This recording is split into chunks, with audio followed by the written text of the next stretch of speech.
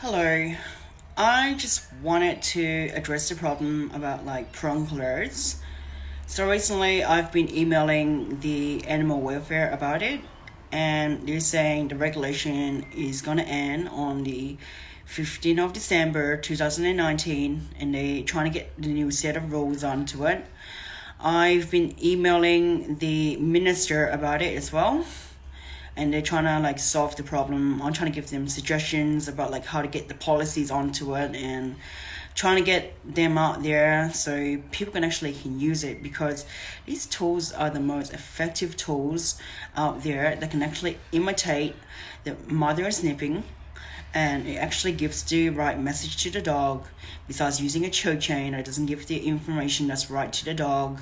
And I want people to see results, and getting the results done by using it right, putting it on right, and understanding how to use one themselves, onto the dog, and giving them the right message for the dogs to learn about how to use a prong collar themselves. Because when I first started with looking at the prong collar, I was really like a bit intimidated, because I thought the prong collar looks a bit like very cruel. I thought the whole thing looks really nasty. But the thing is, once you use it and you understand the whole mother's instinct and how to work with one, then it actually does the job for you, instead of using a hand correction, which I used on one of the videos before. And I want to address that video that I use the hand correction demonstration, which I know that I've done wrong onto it, because the correction that I did on a model of a dog was not doing anything wrong. But when I was correcting it for no reason, it's just to show you like how to correct it yourself, even though that dog was a well-balanced dog and it didn't need to get corrected at that time. But then it did something wrong, so I corrected it at the end of the day, with the hand claw. But once I've learned the language of the dog, I understand how they work, and I know that they associate with energy, touch, and sound. So once I use the correction of the claw to correct the dog, which I don't normally teach to everyone else, and I normally just like let people understand that if you use a prong collar which imitates the mother's nipping, it works the same as how you correct the dog with the claw yourself. Because once you have the mother's work nature, and you work with the mother's nature instead of working against it by using scientific based training, then it really gives more effects onto the dog. Because once you understand how to read the dog's language, because dogs are not fearful with it unless you actually work and abuse the equipment itself. I've been working with a lot of dogs with it before, and I've seen remarkable results. I haven't seen the tail being tucked in because of the correction of a dog. I've seen dogs have been confident in understanding the whole behavior well with the handler themselves. And pretty much, I've seen a lot of information out there saying that these equipments are bad, they shouldn't be used, they puncture the dog's neck.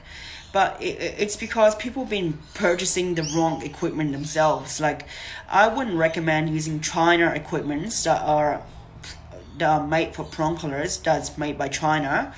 I would use HS Springers that actually have a really blunt edge. It doesn't really have a sharp edge, and it doesn't really dig into the dog's skin itself. Because once you use the right equipment and using the right material, like the prong collar that's made and designed to not hurt the dog, and it gives the right information for the dog. Because we want to understand how to really use that equipment, and getting everyone else to use it when they can.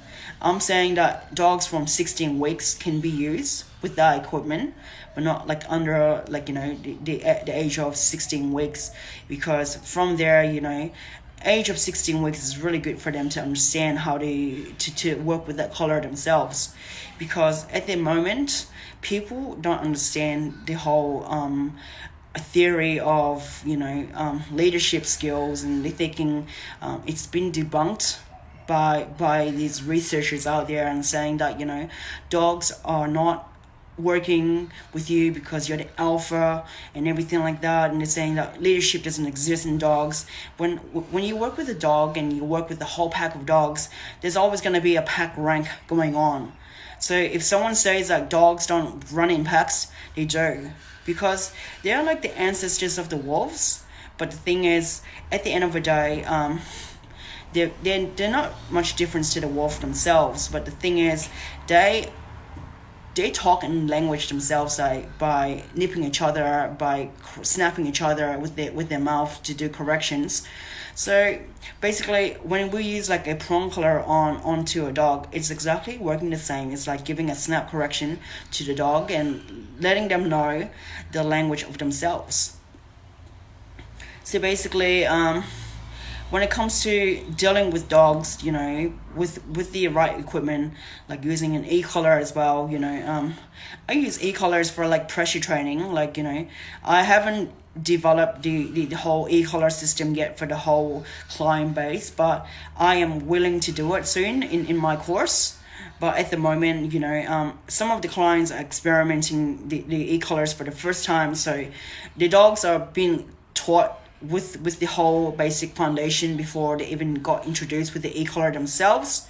So basically, the dogs might look like they're doing the work themselves with the e-collar, but hasn't been trained enough yet. It was not the first day of training for them to use the e-collar, but some of the dogs are responding really well to it and some are not. But then at the end of the day, the dogs are not being harmed with the e-collar themselves. They've been taught the right way, how I taught them how to use it on a low setting level, and dogs are responding because they have been taught how to learn to sit and down from scratch without e-collar training, and then we just introduce it to them so they can learn it faster that way. So basically, when it comes to e-collar training, I say work with e-collars is just absolutely different than using just fruit reward base and using like gentle leaders and harnesses on dogs just to do the training itself. Because at the end of the day, I don't believe in using harnesses and harnesses and gentle leaders as a training tool for training dogs. I say use a choke chain, a prong collar, or introducing a e-collar later on is good for them, because we want dogs to respond quickly from recalls and learning how to do fast sits, fast downs, fast commands, like place and everything like that, like stay. But I don't use like the place command here. I use like stay, like a down stay and a sit stay. But I don't recommend using e-collars to do the stays. I recommend using the language of your voice to correct the behavior itself if they break the stay themselves. And most of the times I've actually gained clients to work on a daily basis with distraction fields, where schools don't really do that, because I went throughout the school system. They don't really teach you to work with distractions on the field like how I do with the clients that way. I've actually managed to make clients understand how to work with their dogs and bond with their dogs. Some people say dogs are not cooperating on the first day with their clients because they're saying, okay, the dog's not engaging. But the dog is engaging. It's actually cooperating with the client themselves. Sometimes when I use the system to work with the dog, I say we use treats, but not treats all the time. We use a bit of pressure training from leash pressure to mold a command. Like a dog doesn't know sit, we mold the dog with a leash on and letting them know how to do a sit. And then once we do lots of repetitions for them, then they know how to do a sit themselves, because muscle memories takes time. And when we giving a command to them that is introducing a new one to them, it's like learning English and maths to them. So basically, when it comes to like learning a new material to a dog, they're doing something really new. It's like English and maths quiz to us, but they're actually understanding how to do it later on when we give them the right solution by giving them the right direction, never giving up on one methods, because once we use that method onto the dog, we don't want to change methods to confuse them. We want to work with it and make sure that they do succeed at the end. So basically, I say, so the sit command, I normally don't go off and give it traits when I do the heel sit. I normally do the down command with the trait, because most times dogs don't really get motivated to do a down command. So pretty much we lower them, but we do a bit of pressure training by leash pressure to push them down to mold it down, and then we reward them with the down that way. And then after a couple of sessions, we don't really use traits, especially on my exams. I don't really give out like traits as on exams, but when people want to use traits on exams, that's fine, but then they'll lose marks on it. But with my exams, I normally say to the clients, do not use traits at the end of the exams unless you have to use it for certain reasons. But you will lose marks on exams because you will not gain the full mark, because you base using a trait just because the dog's not doing the right thing. It means you're not doing the right homework by working without the trait. Sometimes dogs they like the lollies, they motivate with lollies, but we gotta mold them to understand that once it's past that level, we got to make them understand they can learn without the traits or lollies themselves. And I just want to say, later on, we want to, give a solution for the Victoria, just to say, prong collars, we want them to have a solution to work with in Victoria instead of getting them illegally banned. We want the system to be in place where it's a new system where there is a policy to be signed, and there's going to be a system saying that if you abuse the equipment, you can get banned from using one yourself. Because at the end of the day, we want a solution to say, we want every equipment to be used out there. Imagine if a person who is working with an aggressive dog like myself, aggressive towards humans, we want to find equipment that really work on the dog itself. Like, I wouldn't correct a dog if it's fearful, but we will work on the fear base themselves, Some dogs, they have the lunging, they're more defensive, protecting mode. Then we need to learn how to discipline them with the equipment themselves. I don't want to use manual hand corrections every time teaching people how to use it, because I know out there, once people don't know how to use the energy right around the dog and they misuse it, they can actually be bitten by the dog themselves. That's why energy is really important, how you feel, how you think, and how you channel the energy towards the dog yourself. So when I do a touch correction to a dog, my energy is very, very assertive, very firm, and very calm. So I never hesitate when I correct a dog with a hand, but I suggest not to use it on anything unless you are taught to learn how to use one yourself. Because I've been working with dogs back in the past. I have 10 years experience. I've been rehabilitating dogs back then. I've come through the parenting, how emotionally loving a dog back then, and doing all the no's that in the list of being a no parent, that you shouldn't do for your dog, like emotionally connected to a dog, not giving it the boundaries and rules and limitations, and treating it like a baby. That's what I did, and I've actually got bad results with the dog back then. So pretty much that drive me to this day to be more strict to people, and be more conscious about what they're doing with themselves and their dog, because I want people to understand that when it comes to working with a dog, we want to be strict with them and not treat them like babies, but treat them like kids. Give them commands to do, give them homework, exercise their brain, discipline them, and then giving them rewards at the end, which is affection. That can be anything to motivate them to do what you want. because we gotta balance it out. And some of my trainings out here are really raw footage. I don't really show like footage where everything is perfect, because I want people to see like how training is like, in the field. It's not easy. Training is not easy to manage, and rehabilitating a dog is not easy as well, because it's different to training. It's completely like, rewiring the dog's brain because it's mentally unstable. So that's why when a person unstabilize the dog and make it really crazy himself, then it needs to be balanced by a person that's a professional like myself. And pretty much, dogs are getting killed out here because not enough training are being taught, and not enough leadership and parenting skills are being used. And that's why like dogs are killing kids, killing animals, killing humans, because no one taught them how to be themselves. Because if people don't teach dogs how to be a kid, like just say, if people don't teach leadership skills and be a parent to their kids, then the kid's gonna go out of control.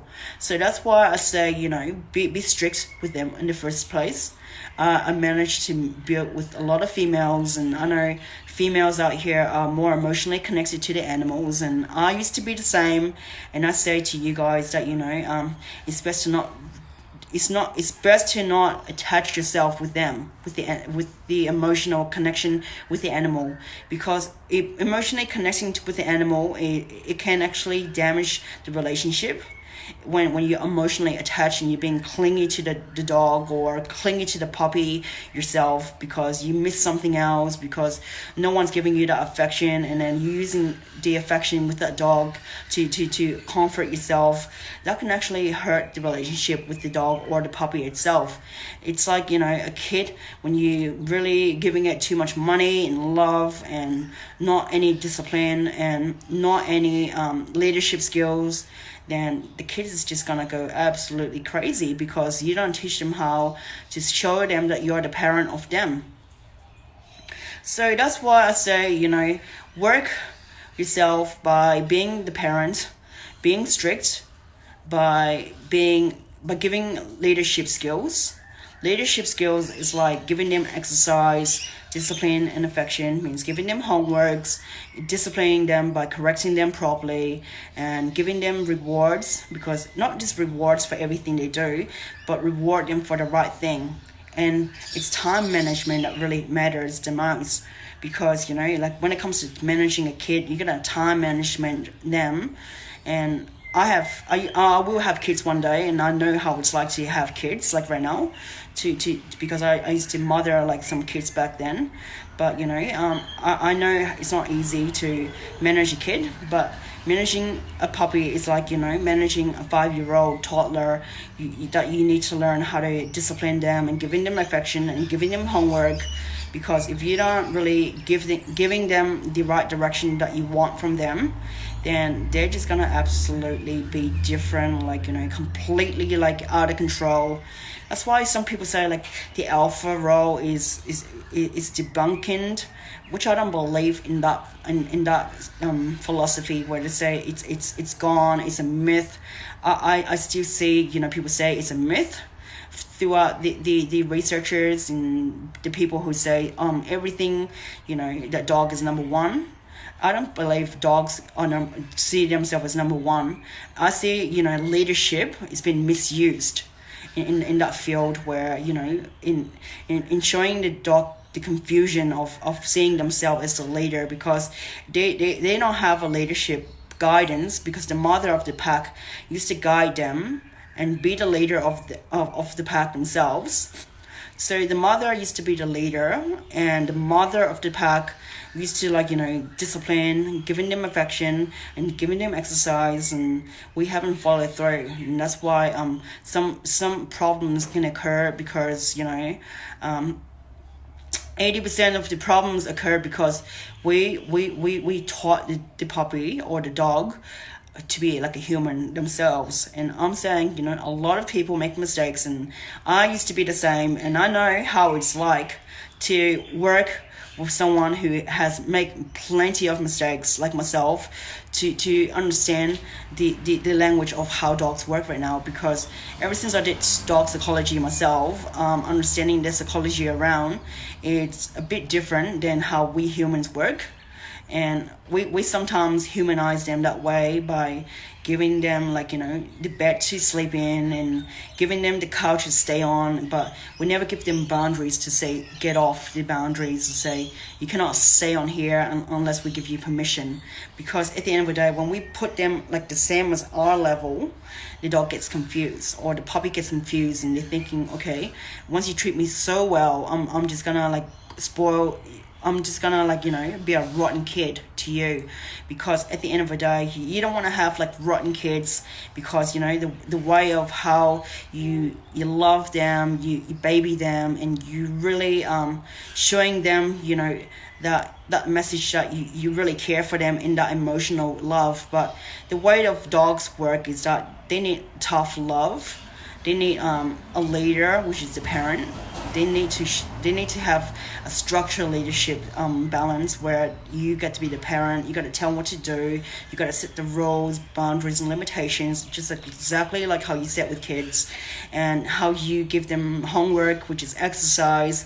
You give them correction, which is discipline, and then you give them affection, which is rewards. Because animals that are dogs, they thrive for leadership that way, because the mother was the pack of the dog, and the mother was the pack of the puppies, and she go through a lot with her managing the whole 8 packs of puppies, or 12 packs. It depends on how many puppies she has, but she controls the whole pack, because she's the one that leads.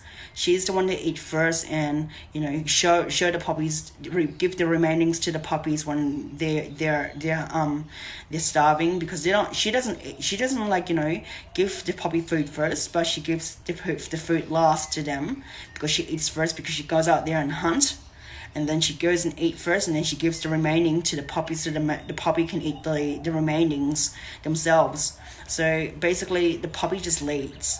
So basically, when you have a puppy, you should be like, following the leadership skills and showing them that you are in charge as being a parent.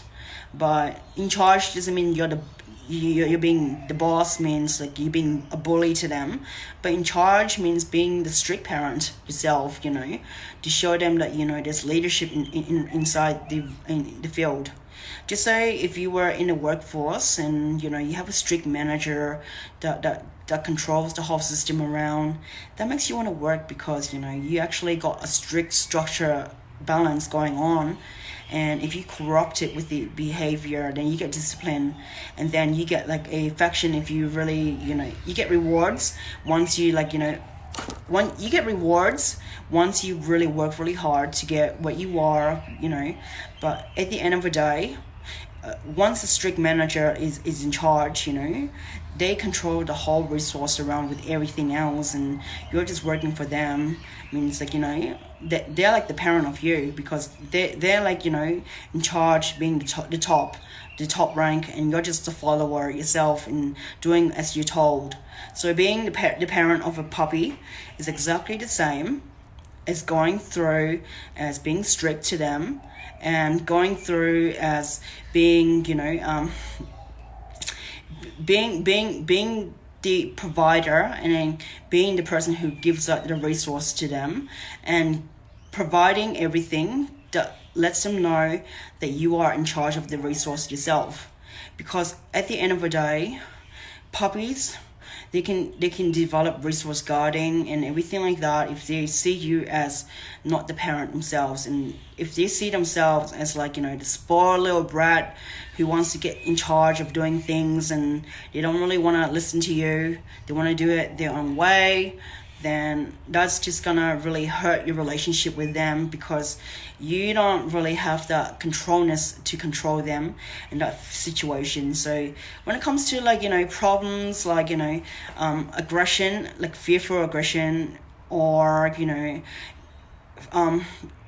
the territorial aggression, or defensive aggression is just because you haven't been the protector of the pup or the dog, because they see themselves as the protector of you, because they have been the top leader of you, because you haven't showed them that you're the parent, so they gotta take over you and run the relationship, which you don't want to go through.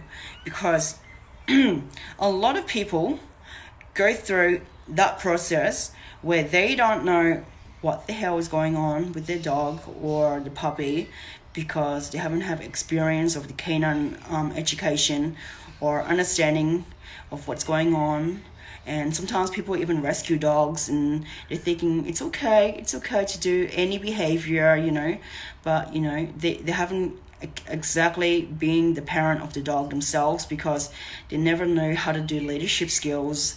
They never know how to be in charge of the pack or the puppy themselves or the dog themselves. So basically, when it comes to dealing with situations like that, it can hurt the relationship. So basically, what I want to do is get a program where I say rescue dogs are welcome to my school for free to get taught, how to do leaderships and stuff like that. And I'm willing to educate people out there with the resource out here that I provide.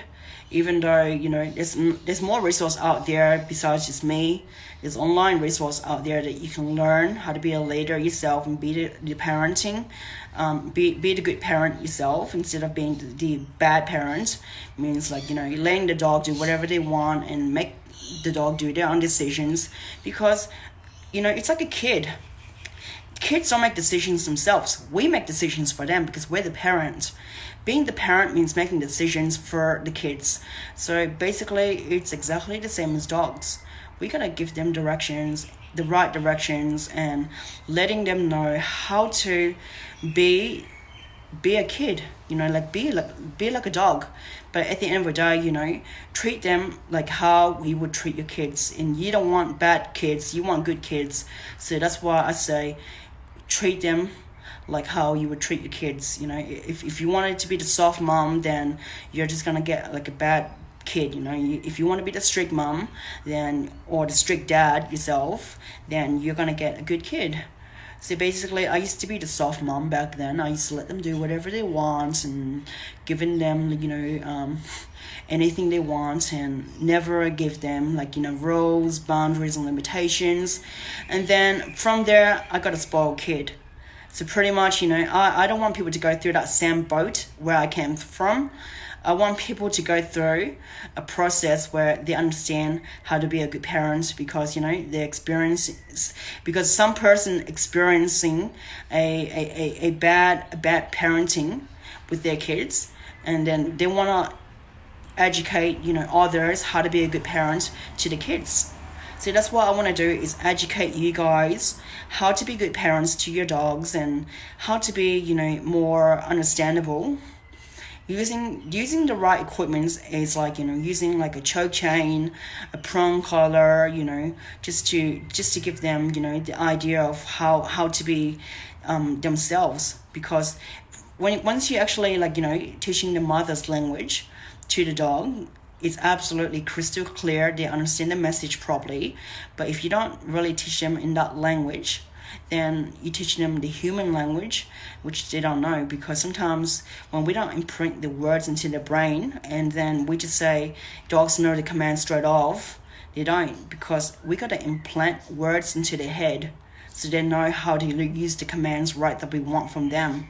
So when we give clear instructions to what we want from the dog or the puppy, we are giving them the best resource by being a proper parent, by developing homeworks to let them know what we want from them to achieve. Because once we aim for the achievement, we got to have goals, set the goals and say, this week I want to, teach my puppy to do things like toilet training and everything like that. And we want to achieve the program with the puppy. Just the toilet training is really hard for everyone, because not everyone likes to wake up during the middle of the night just to take their puppies out. And even dogs as well, once the dogs doesn't know how to toilet toilet train themselves. That's why we gotta bring them back to basics and re-manage the time and take them out when we can, and making them understand the structure, routine, because dogs thrive on routines and puppies thrive on routines, and same as us, we thrive on routines. So basically, if we give a routine to the puppy and dogs and letting them know like what time we want to take them out, what time we need to feed them, what time we need to exercise them, means making them do homework, and what time do we give them time out, and what time do we give them the time to be with us and stuff like that, then that really balance things out. And this is pretty much all I'm gonna say right now, because I have more things to do later on, and I want to work with people and educating them, about dogs, and not just educating them, but being there and helping their lives out and impacting their lives, because a lot of puppy parents and a lot of dog parents that doesn't know anything about dogs need to learn more about dogs, and I'm here to help. I'm here to give lectures, and here to even give you guys advice, free advice, so how to be more of a efficient parent yourself, like a dog parent, like a strict parent, instead of being the soft parent, and show leadership skills, which is really important, because leadership skills is like being a parent of anything, because that is a role that you should fulfill when it comes to having a toddler, having a kid, having animals around, especially with dogs. They thrive on leadership the most. And especially when you have kids, you see the family, when it comes to Asian families, we got the high ranks, the grandparents, they're the high ranks, so we respect them first, and then the grandparents, and then the uncles and aunts. So it's like dogs, dogs respect their parents by seeing themselves as who's the boss, who's the top one, the mother and the father is the top one, and then the young ones are just the playmates. So basically, if we learn how to respect and trust people, because dogs don't just trust everyone themselves, dogs just really build trust when it comes to with certain people, and not every dog trusts people. Some dogs have that personal space where they don't want to be with the pack themselves. They don't want to be with a different pack, with people. So basically, not every dogs are friendly, and I say some dogs are friendly, some are not. Some kids are friendly, some are not. So we gotta socialize them, and everyone that has the dog, not every dog is the same, and not every kid is the same. They all have different personalities. So let's just say we don't treat them any less, but we gotta just be the parent of them by being strict, and that's all I'm saying. And this is all I'm saying. This is it. And you're talking to Stephanie, the dog psychologist. Thank you.